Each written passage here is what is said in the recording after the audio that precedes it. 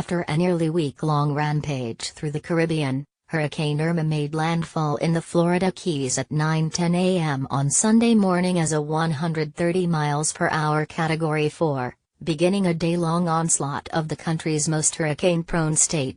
Winds at the National Weather Service office in Key West frequently approached 100 miles per hour as meteorologists braced themselves inside their fortified office, providing updates on the storm.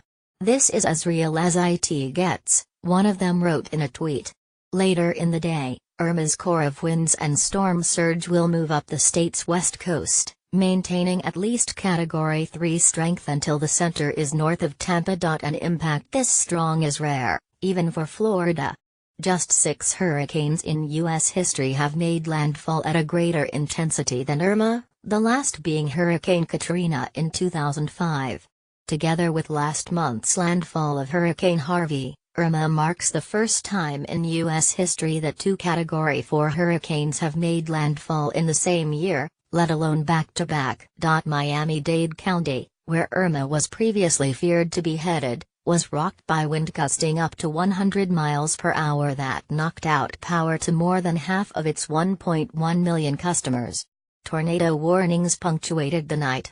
The constant howl of wind was interrupted every so often with something slapping into shutters. Nearly 7 million people have been asked to flee the path of the storm. Depending on how many have actually left, this could be the largest mass evacuation in U.S. history. The storm is so huge that tropical storm watches extend as far inland as Atlanta. Heavy rain and frequent tornadoes plagued the Miami area overnight, and should continue throughout the day. As the storm moves away from the Keys, the biggest worry is Irma's immense coastal flood potential, which could bring record-setting inundation to nearly all of the state's west coast cities, including Naples, Fort Myers, and Tampa. In southwest Florida, water levels could approach 15 feet above normal, with waves an additional 30 feet on top of that. That's enough to submerge entire neighborhoods. In Naples, water levels are expected to sharply rise as Irma's center passes by and winds shift from offshore to onshore, creating a tsunami-like effect which could lead to an 8-foot wall of water inundating beaches in a matter of minutes.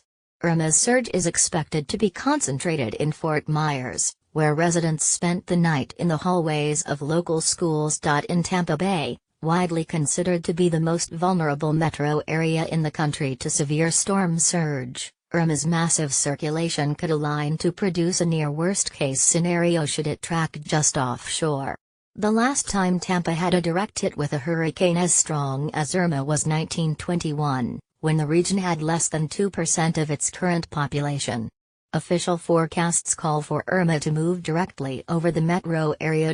In addition to the coastal flooding, Irma is expected to bring up to 2 feet of rain to large parts of Florida today, and since the hurricane is wider than Florida itself, hurricane-force winds could affect the state's east coast cities as well. Such widespread impacts means Irma will almost surely become one of the worst hurricanes in U.S. history. Quick growth statewide in recent years means there are many more people in harm's way than during 1992's Hurricane Andrew, the last storm this strong to hit the state. Initial estimates from insurers are that, with Harvey, Irma could rank among the country's all-time costliest natural disasters. The connection between climate change and hurricanes like Harvey and Irma is complicated, but there's one thing for sure: rising seas are making coastal floods worse, and seas are rising in Florida at some of the fastest rates anywhere in the world, with reporting from Daniel Rivero and Daniel McKnight in Miami.